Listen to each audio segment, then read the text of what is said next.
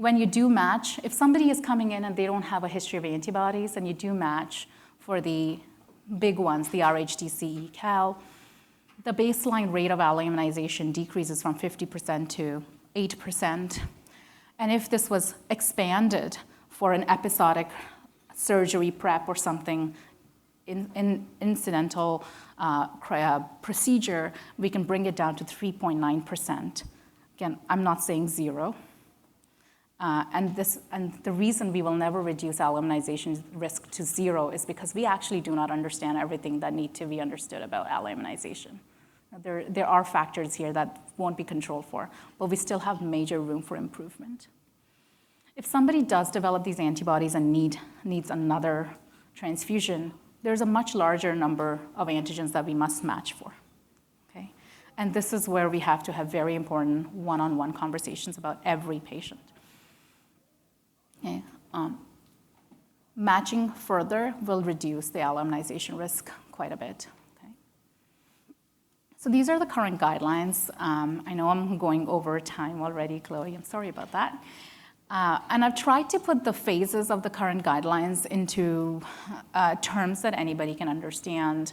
In terms of every person living with sickle cell disease, every person living with sickle cell disease must have genotyping done. And when genotyping assays improve, you need to have an ongoing conversation because people need to be retested. Because like I said, our old typing assays aren't as good as newer technologies that are coming in. Okay, so even though we're actually using the best available commercial assays today, we actually need even better. And when they come in, every single person with sickle cell should be genotyped again for their D especially. Okay. Everybody should have regular screening for the antibodies because we will miss them. Right? So about a month after a previous transfusion, this is why when people go in for regular exchanges, they'll have a blood test on that day because they're looking for antibodies from the prior exposure as well. Right?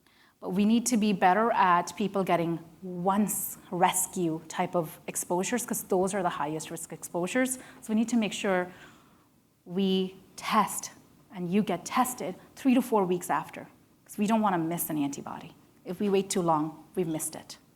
Okay. Transfusion, there are the various requirements and after transfusion like I spoke about.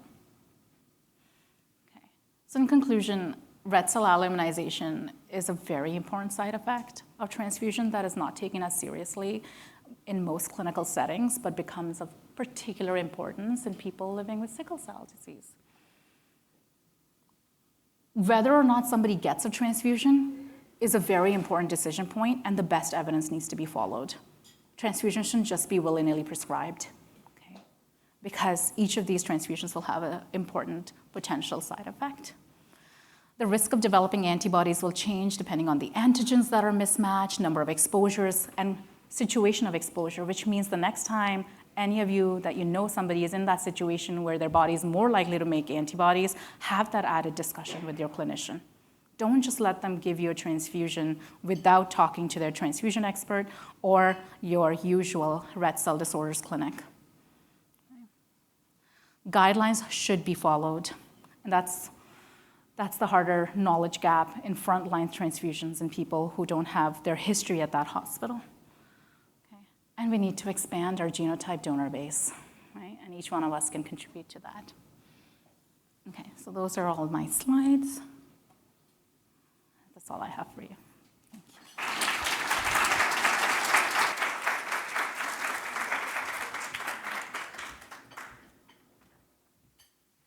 Thank you very much, Dr. Aditi. This was incredibly insightful and really approachable as well for the audience.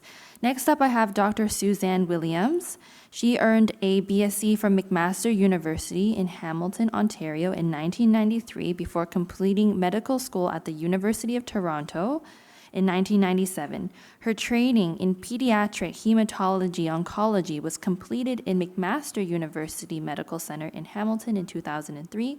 In the same year, she became a full-time faculty member in the pediatric hemostasis program at the Hospital for Sick Children, specializing in hematology.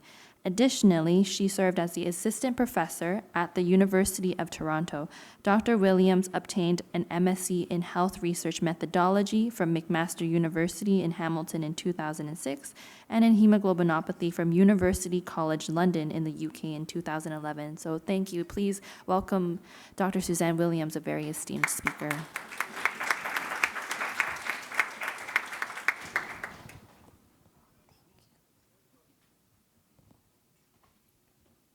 Thank you very much for that warm welcome.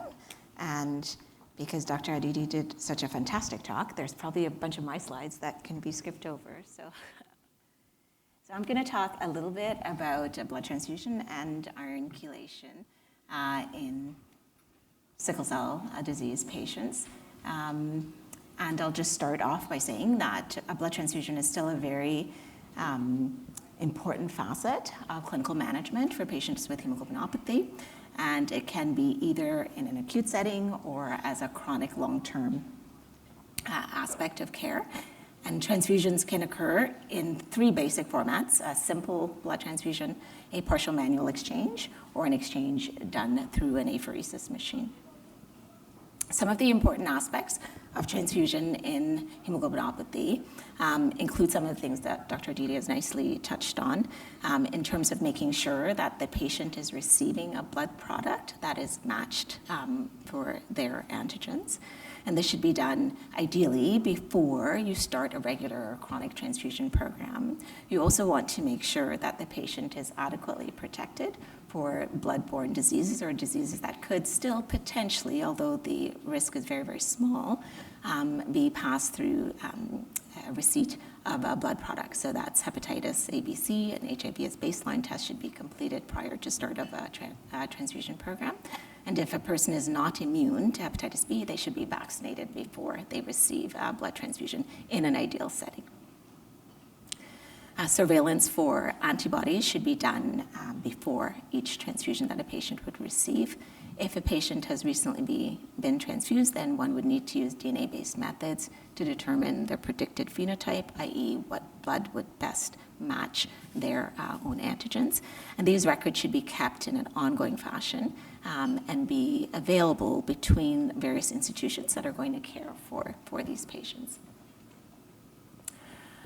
With respect to the ideal blood products that one would want for a sickle cell patient, ideally it would be a product that does not have sickle cell disease, so sickle negative. Fresher blood is thought to possibly reduce the frequency of transfusions. And in patients who are potentially going to go for stem cell transplant, you would want them to have CMV negative blood. And iron overload is a big part of the complications that can occur long-term from receiving blood transfusions. And so that's something that needs to be monitored for and treated. So the indications that are present for transfusions in sickle cell disease, and some of these are controversial, and there's not huge amounts of evidence-based data to support some of the indications that we use for blood transfusion in sickle cell disease, but they're listed there. So an acute ischemic stroke, so someone presenting with a stroke, acute anemia or a fall in your hemoglobin, splenic and hepatic sequestration, acute chest, severe sickle cell vaso-occlusive crisis, priapism, and severe sepsis can all potentially be reasons that a patient may present and require transfusion. For chronic transfusion, so this would be a transfusion program where a patient receives transfusions on typically a monthly basis for an extended period of time. The most significant indication for that is primary stroke prevention. So preventing a child who has been identified as being high risk for stroke, by preventing that outcome of stroke by providing blood transfusion. So children are screened with transcranial Doppler ultrasounds at least once a year, starting at age 2. If they have a high velocity, which places them at higher risk of having a stroke within the next several years, the standard of care is to offer a chronic transfusion program to keep their hemoglobin S percentages below 30%. And after a year of doing this, you can switch most patients safely over to hydroxyurea for disease-modifying therapy, provided they don't have a vessel stenosis or abnormal vasculature in their brain vessels. The other long-term indication for transfusion in sickle cell disease would be having had a stroke, whether that's a silent stroke or an overt stroke, a silent stroke being a lesion that you see on imaging, but no overt symptoms in the patient, and an overt stroke being loss of a physical ability due to death of a brain territory. And we know that chronic transfusions can reduce the risk of silent and overt strokes. So I've touched on the secondary stroke prevention, and then other indications would be patients that have ongoing sickle cell complications that are not adequately controlled with other disease-modifying therapies like hydroxyurea. So just walk through a couple of cases. We probably won't have time to go through them all. But the first case, so these are taken out of the ASH guidelines, which have already been referred to for transfusion support in sickle cell patients. So this is a 3-year-old boy who has sickle cell disease. He comes to his clinic for his annual visit.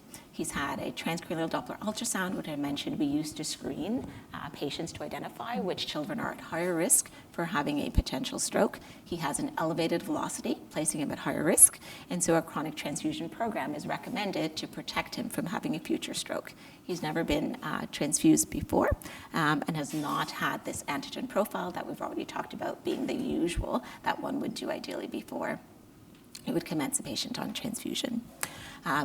So in this scenario, the American Society of Hematology expert panel would suggest that you would complete an extended red cell antigen profile by genotype or serology to identify their extended blood grouping to ensure that you could adequately match the product that this child would receive. So in protecting him from having a stroke by transfusing him, you would be able to do so safely without creating this alloimmunization.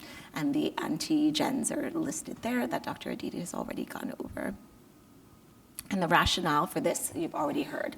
Patients with sickle cell disease have the highest rate of alloimmunization of any patient population. So it really is an important part of transfusing these patients safely. So continuing along in this case, so this panel is done to look for his red cell antigens, and you identify this is what his panel looks like. This is his antigen panel. And so the blood bank is now asking, the child's going to come for their transfusion, how do you want them to match product to be released for the child?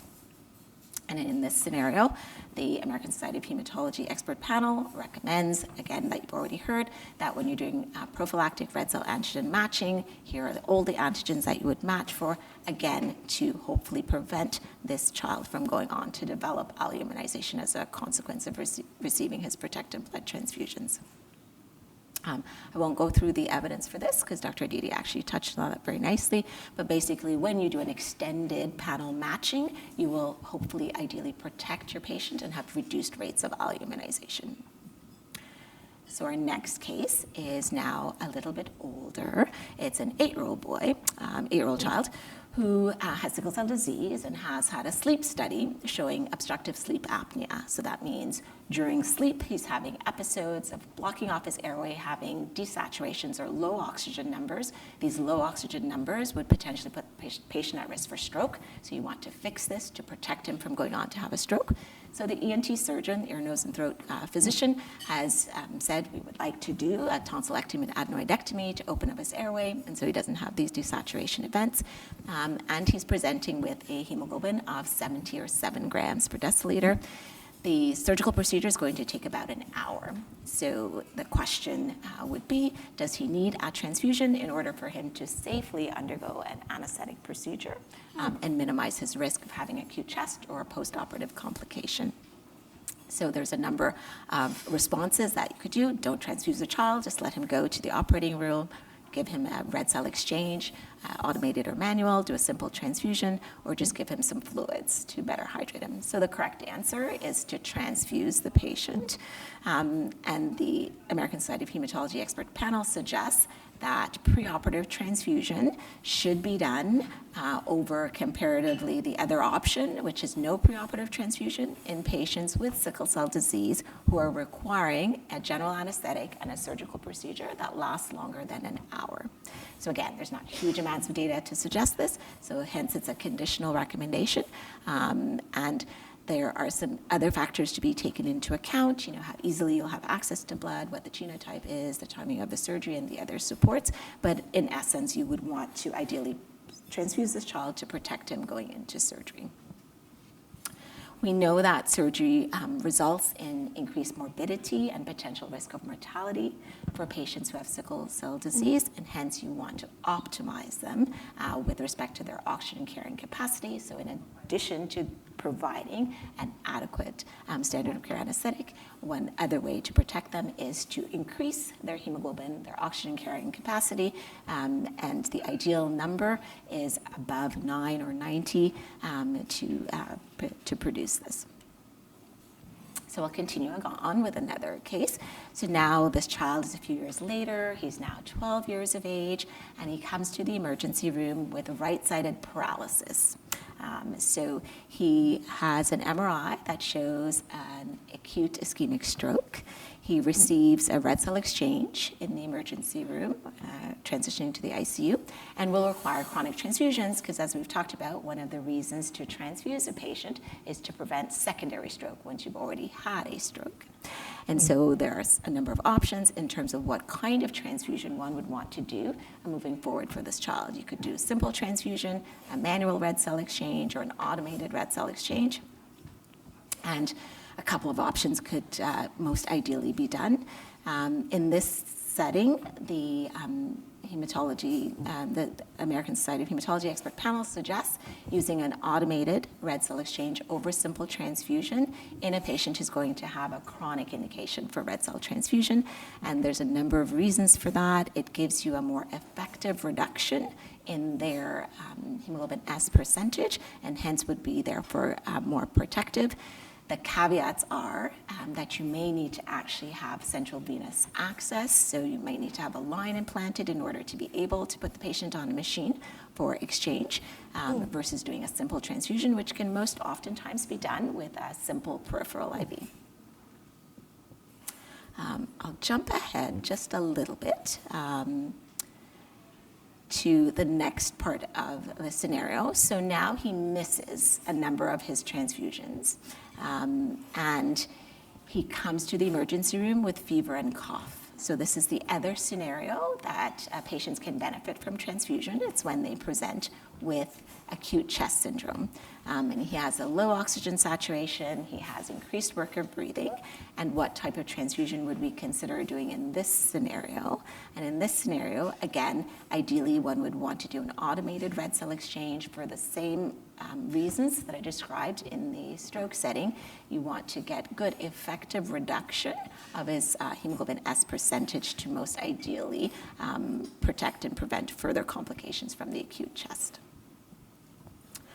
So I've already touched on that, and I'll skip over the pregnancy one just to go to the end part. So one of the long-term complications of receiving regular blood transfusions is iron overload. So our body does not have a good way of getting rid of excess iron. We think iron is fantastic, which it usually is in most parts of our life, that we want adequate iron. But when iron is present in excess, it's toxic, and it's toxic to a number of our organs, which are identified there.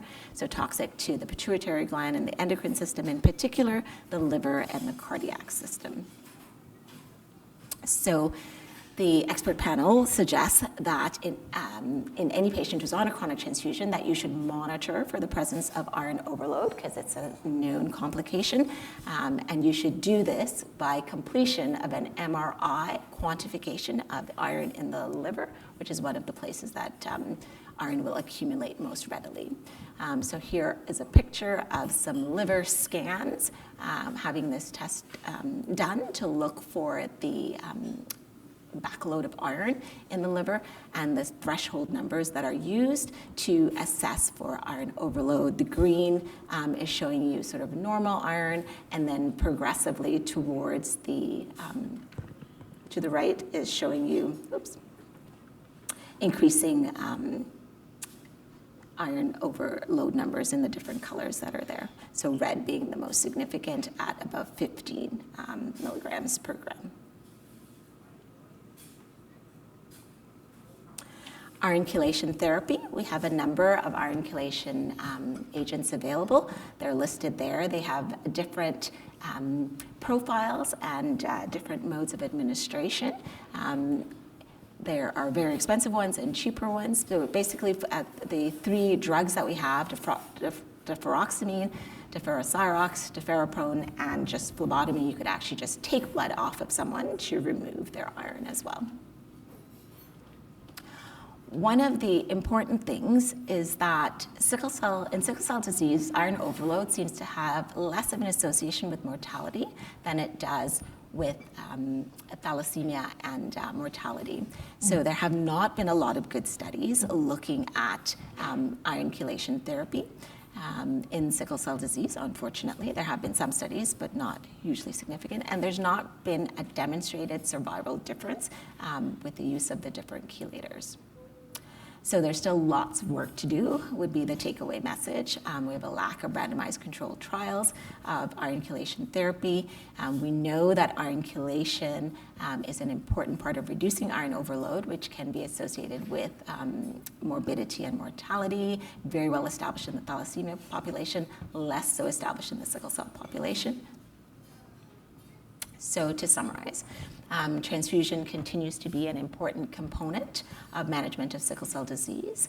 There is some guidance available with respect to transfusion practices, and this is an evolving area. Iron overload is important part of management when you're on a chronic transfusion program, and this is something that requires monitoring and intervention with respect to medication and surveillance of the side effects for those medications.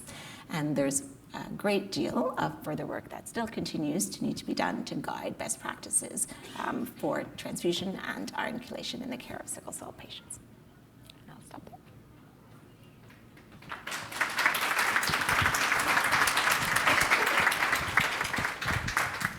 Thank you very much, Dr. Suzanne Williams, for the very insightful talk.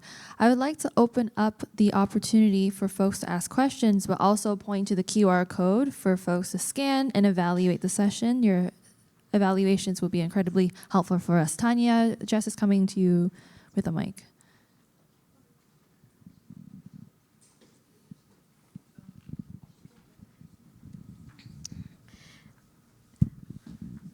Thank you both for the presentation this evening. My question will be, you said that, and sorry, it's Dr. Aditi, I guess, you said that it's important to, for one to get tested for genotypes and before receiving a transfusion. So my son, for example, I have a son who has sickle cell and received transfusion that was following a splenetic sequestration, so it was on the spot. I honestly won't say if I know if it was tested or not. It was in the hospital where it's usually followed. But do you think that those tests are done automatically? It's something that actually I never spoke about with the doctors. So should I ask the question, or should I assume that they tested him before he received those transfusions? Thanks God everything went well. But one thing I noticed, for example, was after he received 3 transfusions, and after each of them, his skin will darken. So I don't know, is it a sign that there's something? But honestly, even after, we never had anything, and those was like 5 years ago. So I don't know if my question is too broad, but that was my question to you. So if you are at a center, which is a red cell disorder center, every patient at our centers, at the time that they get registered at the center, our blood bank will send off their genotype. So they should all have a genotype. Having said that, we should never assume, and the technology, like I said, is changing. There are limitations to genotyping technologies. Genotype is done on the DNA, so it's inherited, right? So it's not supposed to change, but our ability to identify the variants in the D is changing. So what I would suggest is if you are transitioning from one center to another or from one clinic to another, that is a good point in time, especially for somebody who has had transfusions, for them to get another genotype of the D in particular, or check how long ago it was done. If it was done about 5 years ago or longer, I would want to repeat the D genotype. And soon we'll have next generation sequencing. So when that happens, we should be genotyping all of our sickle cell patients again, especially if we're concerned about variants. Great, thank you. We have room for one last question. Hi, this question is for Suzanne. Thank you both for your talk today. I'm interested, throughout the population, if we're looking at sickle cell disease patients in general, what % tend to need chronic transfusions? And of those, what % tend to have iron overload as an issue? Just in general, curious. So great question. The percentage of patients that are going on to chronic transfusion is decreasing with time, which is phenomenal. So the largest population of chronic transfusion requiring patients used to be primary stroke prevention. And then with the publication of the Twitch trial, which said after a year, because before the publication of the Twitch trial, patients that were on primary prevention for stroke would stay on transfusion. They wouldn't come off. Now we transfuse them for a year and then they flip over. So my clinical cohort went from approaching 100 patients to like 20 patients. So I think a huge decrease in the amount of patients that are being chronically transfused. But I can only speak from the pediatric perspective, and I suspect that as patients develop more long-term end organ complications in their adult years, then that transfusion number may start to increment again. So it sort of has fallen off in pediatrics, which is a wonderful thing of advancement in our care. But I think we probably have still some more work to do on your side in the adult management. It's interesting speaking of proportions versus numbers. So if you look at proportions in certain populations like pediatrics, there is opportunity to move away from transfusion. But in whole number terms, there's a few other factors that have nothing to do with trial evidence. More people coming to Canada from sub-Saharan Africa and Africa in general, with one of the largest countries of immigration patterns to Canada being Nigeria, as well as from Haiti, other than Jamaica. And if that's gonna happen, we're gonna see more people with sickle cell disease, right? Secondly, we have better access to sickle cell disease centers now. More people are able to actually find a doctor, right? So people who would have never been assessed for whether transfusion is even indicated for secondary prevention, or they will now get assessed. So overall, the number of people who will need ongoing transfusion is probably gonna increase. We've already seen a little bit of that increase with expansion of the London program as well, because there's just gap where a lot of people haven't properly been assessed and taken care of. So we have a gap between trying to meet the best practice. And until we get there, we're gonna see an increase initially. So there are gains, but there's also number of people who will need it more. Then we're gonna see transition support to, as transplant trials advance and other therapies advance, transfusion is gonna be used as supportive to be able to get through the treatment sections of those novel therapies, which is really exciting. So we are gonna see selective increase in those situations. All right. Thank you for the really insightful discussion. I do encourage folks here to approach the doctors up here to ask more questions. But for now, can I have everyone join me in a round of applause for Dr. Candela and Dr. Suzanne Williams? I also want to draw your attention to the QR code that's going to come up here. We want to remind everybody that October 19th and 20th in Toronto, we will be at the Toronto Waterfront Marathon. So if you would like to turn to your booklets to page 28, thank you, Jess. This will tell you all about how to register for the SCAGO Marathon. Now, it's not just a marathon. There's a 5K run/walk and a 10K run/walk, and our SCAGO members will also be there. So we'd love to see you come out. It'll be an excellent time for us to connect, for us to get the blood moving as we prepare for fall. You can also scan here if you would like to register as well, or you can find a SCAGO member if you have any questions at all about how to register, what to do on the day, how to prepare. We can even be your training buddy if you want us to, okay? All right. Thank you very much. I will commit to that. All right. Thank you very much.